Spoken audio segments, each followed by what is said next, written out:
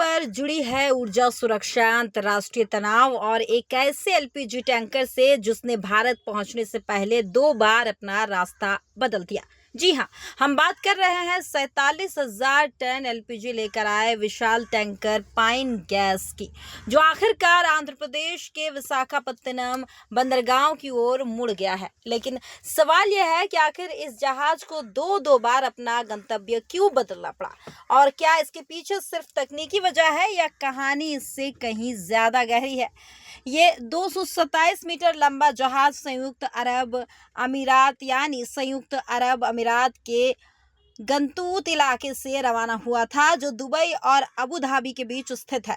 इसमें 47,000 ton LPG भरी गई और इसका पहला गंतव्य था कर्नाटक का न्यू मैंगलोर पोर्ट। लेकिन जैसे ही ये फारस की खाड़ी से निकलकर हॉर्मुज जलडमरू मध्य पार करते हुए भारतीय समुद्री क्षेत्र पहुंचा, कहानी बदलने लगी। 28 फरवरी 2026 जब अमेरिका और इजराइल में नया ईरान पर हमला किया तो पूरी खाड़ी क्षेत्र में तनाव बढ़ गया। समुद्री रास्ते असुरक्षित हो गए और यही वजह रही कि पाइन गैस करीब 1 महीने तक फारस की खाड़ी में ही लंगर डाले खड़ा रहा।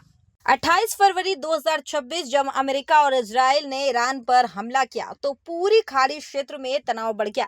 समुद्री रास्ते असुरक्षित हो गए और यही वजह रही कि पाइन गैस करीब 1 महीने तक फारस की खाड़ी में ही लंगर डाले खड़ा रहा। यानी भारत के लिए जरूरी गैस समुद्र में फंसी हुई थी। स्थिति थोड़ी सामान्य होने पर ईरान ने कुछ चुनिंदा जहाजों को एक एक करके गुजरने की अनुमति दी।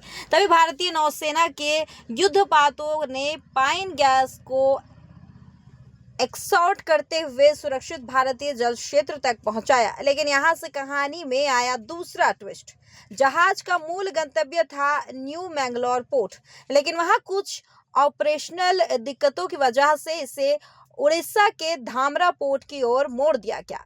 अब लग रहा था कि जहाज अपनी मंजिल के करीब है, लेकिन नहीं, धामरा तक पहुंचने में और ज्यादा समय लगना था और देश के कई हिस्सों में एलपीजी की कमी की खबरें सामने आ रही थी। ऐसे में फैसला लिया गया कि जहाज को सीधे विशाखापत्तनम भेजा जाए, क्योंकि यहाँ की डीप वाटर फैसिलिटी एलपीजी जैसे संवेदनशील कार्गो को तेजी और सुरक्षित तरीके से हैंडल करने के लिए पूरी तरह सक्षम है। पश्चिम एशिया में जारी तनाव के कारण भारत में एलपीजी सप्लाई चेन प्रभावित हो रहा है। इसी वजह से केंद्र सरकार ने सभी बंदरगाहों को निर्देश दिया है कि एलपीजी और प्राकृतिक गैस लेकर आने वाले जहाजों को प्राथमिकता दी जाए। इस पूरे घटनाक्रम में ये भी दिखाया गया कि कैसे एक अंतर्राष्ट्रीय संकट भारत की घरेलू ऊर्जा सप्लाई को सीधे प्रभावित कर सकता है। फिलहाल भारत के कई प्रमुख पोर्ट खाड़ी से आने वाले ट्रैफिक को संभालने के लिए तैयार है, जैसे मुद्रा बंदरगाह, न्यू मैंगलोर बंदरगाह, कोची बंदरगाह, जवाहरलाल नेहरू पोर्ट, चेन्नई बंदरगाह।